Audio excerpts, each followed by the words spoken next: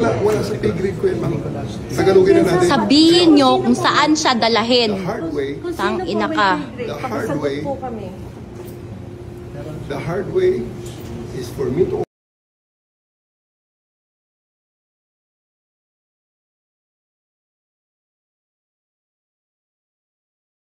Ipinapaliwanag ni CIDG Chief Major General Nicolas Torre na ililipad na si dating Pangulong Duterte via chartered plane mula sa Villamor Air Base. May choice umano ang dating Pangulo na magsama ng 3 katao, gayunman hindi tinukoy ni Torre kung saan dadalhin ang dating presidente. Maririnig din sa video ang pagmumura ng isang babae habang nagpapaliwanag si Torre. Our obligations under the okay, sir?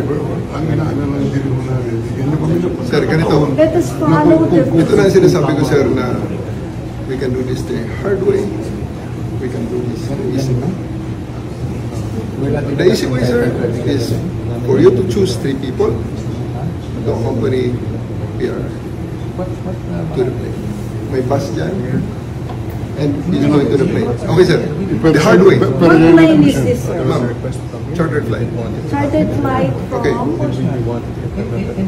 So we need to know. We need to know where you're bringing our president. Ma'am, the hard way. Sir, we need to know. Please give us information where you are bringing. Wala sa pay grade ko yun, ma'am.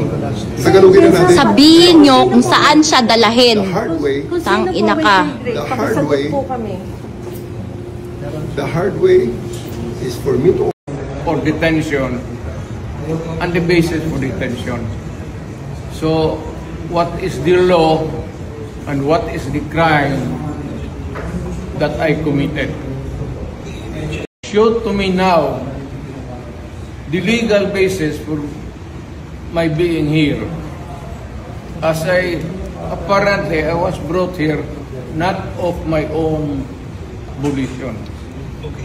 If somebody else says, kung hindi ibang tao, ikaw siguro, because this is your structure.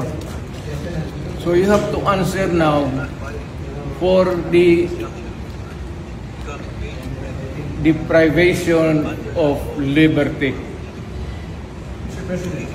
YouTube General naman kayo.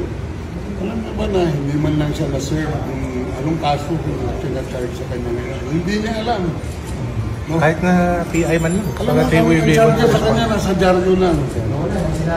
And then, hindi pa kayo na ganito ginagawa natin. Sumusunod tayo sa isang entity na hindi na tayo member. Nag-withdraw na tayo. And yet, sir, you are the Prosecutor General. Yes. You know how to exercise due process. Before you can even file charges, you have to file a complaint. We have to file a counter affidavit. Without doing those procedural process, here we are being issued a warrant of arrest, questionable warrant of arrest. Ano naman po, sir? There's naman doon, blooper, puro pagdating sa trial dyan, tatawagin kita sa witness stand. Sabihin ko, you're the person who arrested me.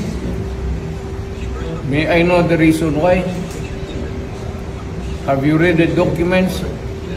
Or at least, have you read the case at that time when you made the arrest?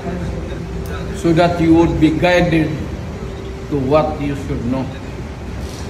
Yan lang yan. Magkaibigan tayo, galing ako gobyerno.